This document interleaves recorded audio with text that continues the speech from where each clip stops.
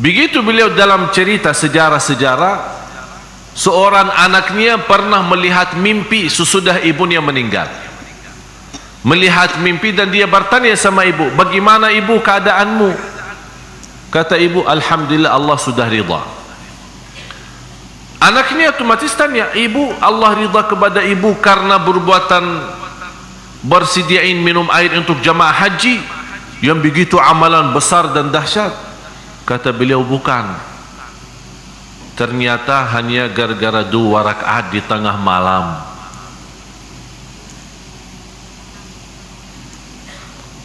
Jadi masalahnya bukan amalan kita kadang-kadang merasa diri, aku sudah membangun masjid yang terbagus sedunia. Belum tentu ini yang bawa masuk surga, tapi bisa menyentuh kepala anak yatim dan rasa kasih sayang membawa kita masuk surga.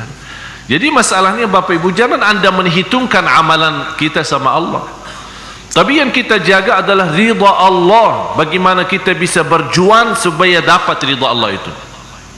Oleh karena itu kalau kita baca surat Tabarak, huwallazi khalaqal mauta wal hayata liyabluwakum, sebaik-baik amal ya, bukan sebanyak amal. Jadi masalahnya bukan banyak,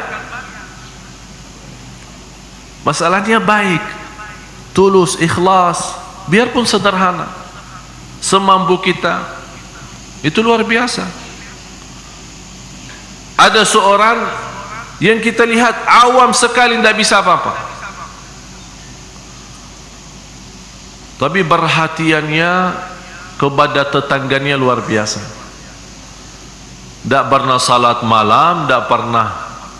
Malah ada satu cerita dalam Musnad Imam Ahmad, disebutkan dalam Musnad Imam Ahmad, bagaimana seorang sahabat, ada riwayat Abdullah bin Umar, ada riwayat Amr bin Al-As, ada riwayat Abdullah bin Amr.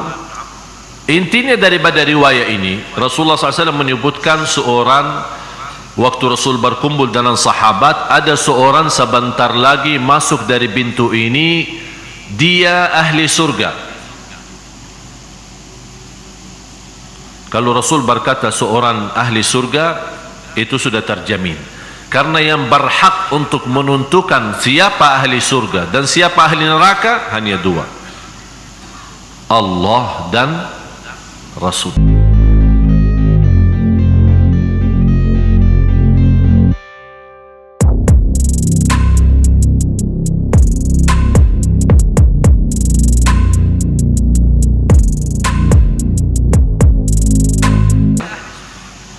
Ternyata orang yang datang kali ini sama yang dia sendiri.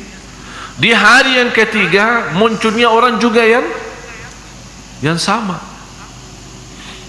Di antara sahabat yang mengikuti.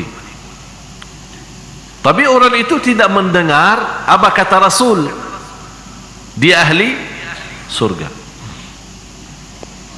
Begitu beliau keluar, diikuti sama seorang sahabat. Ada riwayat Abdullah bin Umar, ada riwayat Amr bin As, ada riwayat Abdullah bin Amr. Diikuti dan minta ninap di rumahnya. Diizinkan minta ninap di rumahnya. Ninap di rumahnya. Tapi dia ninap di rumahnya, dia mau tahu. Coba lihat Bapak Ibu, saya mengambil pelajaran dari cerita ini. Begitu semangatnya sahabat mencari amalan-amalan, berlomba-lomba, sungguh-sungguh mana amalan yang bisa mendapatkan ridha Allah.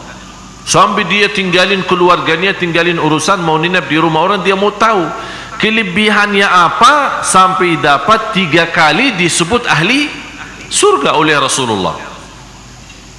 Akhirnya ikut, malah orangnya tidur. Sahabat nitip melihat ini tidur apa enggak. Malah sahabat ini tidak tidur. Sepanjang malam tidak ada salat malam. Besoknya tidak ada puasa. Diikuti selama 3 hari. Kok ini kayaknya kelihatan biasa-biasa aja. Salat malam tidak ada, puasa pun tidak ada. Ya, berarti saya harus tahu. Ini penasaran kan? Akhirnya bertanya, begini, apa sih amalan ente? Soalnya saya dengar Rasulullah 3 kali sebut ente ahli surga. Jadi kalau kita melihat dari sisi bahasa, aku aja yang capek, sudah qiyamul lail, baca Quran, puasa setiap hari, sudah sebut saya ahli surga. Ente apa sih? Dia bilang, apa yang ente lihat itu aja, tidak ada kelebihan apa-apa. Cuman saya menjaga satu hal, setiap saya tidur saya berdoa kepada Allah. Ini yang kamu tidak memperhatikan. Saya berdoa, ya Allah, saya maafkan semua orang yang menzalimi saya, dan saya bersihkan hati, tidak ada titik hitam terhadap siapapun. Langsung kata sahabat, itu dia, dan susah dilaksanakan.